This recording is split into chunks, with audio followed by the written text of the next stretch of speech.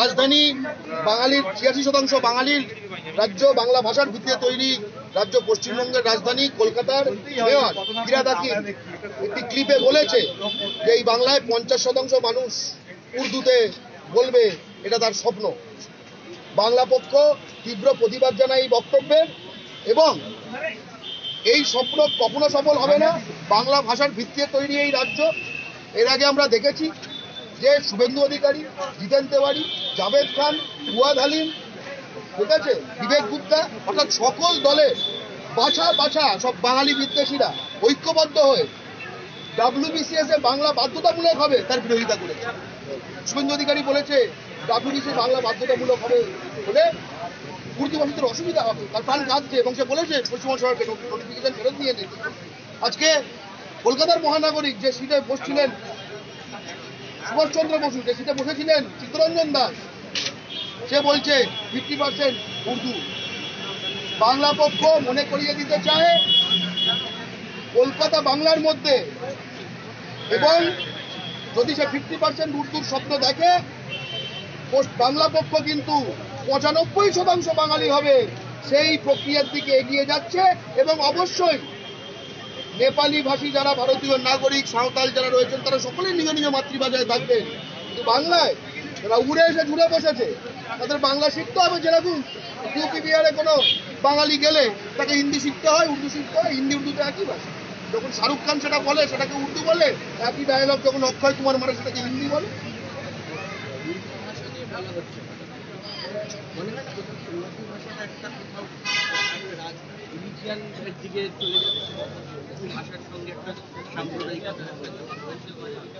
বাংলার মাটিতে ৯৫% মুসলমান হচ্ছে বাঙালি, অর্থাৎ তারা বাংলা তাদের মাতৃভাষা। এবার বলুন, আপনি কোন রিলিজিয়নের কথা বলছিলেন? সম্প্রদায়ের কথা বলছেন কোন রিলিজিয়ন? তাহলে বাংলার ৯৫% মুসলমান মুসলমান না, মানুষ না। আর যত মুসলমান হচ্ছে যারা এখানে বাংলা বলতে পারে না, তারাই শুধু মুসলমান। অদ্ভুত কথা। ১০০ জনের মধ্যে ৯৫% আমার স্বজাতি, আমার রক্তের, আমার এই মাটি, তারা কেউ না। বাংলা পক্ষ এইটাই তো বলছে যে রাজনীতি ৫কে ৯৫ এর প্রতিনিধি করে দেয়, বাংলা পক্ষ সেই রাজনীতি মানে না। বাংলা পক্ষ চায় ৯৫ এই বাংলা পক্ষ, এই বাংলার ১০০% মুসলমানের প্রতিনিধিত্ব। রাজনৈতিক লাভ আছে, তার কি লাভ? হ্যাঁ, এই কথাটা শুনুন, বাঙালি জাতীয়তাবাদী রাজনীতি যত বাড়ছে, প্রভাব যত বাড়ছে, তত যারা নানা বাঙালির মাথায় হাত বুলিয়ে সকলের নেতা হয়ে উঠেছিল, তারা এখন দেখি, যেরকম জিতেন তেওয়ারি দেখবেন কদিন আগে ভোজপুরিতে ডায়লগ মেরেছে যে দাদাদের সরিয়ে দাদা হতে হবে, আমাদের সমাজকে এবার ছোড়া, গদা, ফর্সা এইসব তৈরি করতে হবে। ঠিক আছে, মানে এরা তো বাঙালিকে প্রথমে বুঝতে দেয়নি এদের মনের বীজগুলো, এখন বীজগুলো বেরোচ্ছে। ওরা দেখেছে যে বাঙালি তো এবার বর্বর হয়ে যাচ্ছে, বাঙালি তো বাঙালি হয়ে উঠছে, তখন এরা নিজ নিজ কোটরে ফেরত যাচ্ছে। কোটরটা কি? জিতেন তেওয়ারির জন্য দেশওয়ালি, ববি হাকিমের জন্য দেশওয়ালি।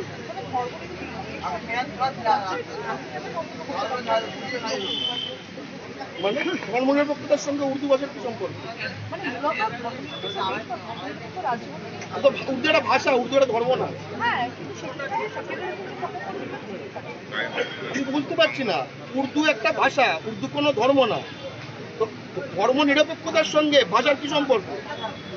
আমরা তো ধর্ম নিরপেক্ষই আছি, আমরা কি কোনো ধর্মের বিরুদ্ধে? আবার একই কথা, বাংলার ১০০% মুসলমানের মধ্যে ৯৫% বাঙালি। সেই বাঙালিরা কেন উর্দু বলবে? কোন বাঙালি এই মাটিতে উর্দু বলবে কেন? কোন রাজনৈতিক নেতা? শুধু পশ্চিমবঙ্গে এইসব নিয়ম খাটে? অন্য কোনো রাজ্যে গিয়ে কোনো বাঙালি বলতে হবে সেখানে 50% মানুষ বাংলা বলবে?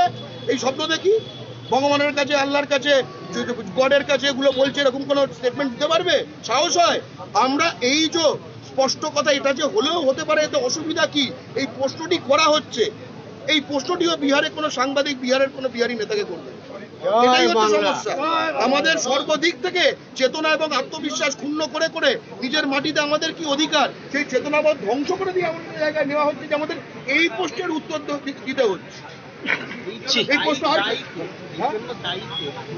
প্রশ্ন এই জন্য স্পষ্টত দায়ী বাংলার মাটিতে বাঙালি জাতীয়তাবাদী রাজনীতি করে না ওঠা 1937 থেকে 2023 সাল পর্যন্ত।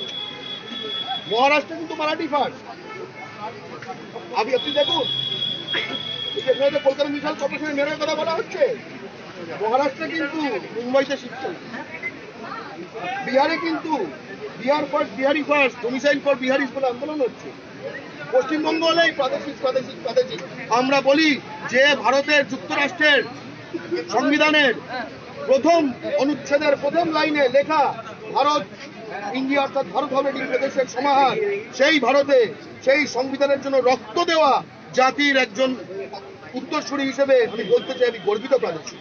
রাজনীতির সময় তো দেখা যায় যে এই ভাষাকে কোনোভাবে ব্যবহার করা হয়, কারণ আমরা দেখি মুখ্যমন্ত্রী কোনো সময় যাচ্ছেন গিয়ে বিজেপুরে ছট পুজোর সময় বস্ত্র বিতরণ করছেন এবং সেখানে বিহারি সংখ্যা অনেক বেশি, সেই জায়গায় তার হয়তো ভোট প্রয়োজন, তাই জন্য হয়তো যাচ্ছেন। তার পাশাপাশি অন্যান্য যে জায়গা সেই জায়গাতেও আমরা দেখতে পাই।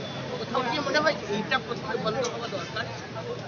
প্রথম হচ্ছে যে বন্ধ, আপনি যদি করার কথা বললেন, বন্ধটা কিভাবে করবেন? আমরা তো ওপেন বর্ডার, ঘন্টায় ঘন্টায় ট্রেন আছে, মিনিটে মিনিটে বাস আছে। কি জন্য আসছে? সেখানে টাকা ঢালতে আসছে না, আয় করতে আসছে। এই যে একখানা বিরাট প্রচার চলে বাংলায় কোনো কাজ নেই, তাদেরকে হাওয়া খেতে আসছে। আসল বাস্তব হলো বাংলায় কাজ আছে, বাঙালির কাজ নেই। বাংলা পক্ষ দীর্ঘ 5 বছর ধরে বাংলার মাটিতে বেসরকারি ক্ষেত্রে ভূমিপুত্র সংরক্ষণ আইন চাইছে। ভূমিপুত্র সংরক্ষণ আইন করে দিন। কোর্ট থেকে বানতলা, বড়বাজার থেকে আসানসোল, বাংলার ছেলেমেয়েরা পাবে সব চাকরি। মুখ্যমন্ত্রীকে খুশি করে দিয়ে বাংলা ছাড়া অন্য কোনো ভাষা বলতে হবে। বাংলা পক্ষ চাইছে যে বাংলার মাটিতে উর্দু হিন্দি ভাষাকে কেন্দ্র করে যে বহিরাগতরা এবং বহিরাগত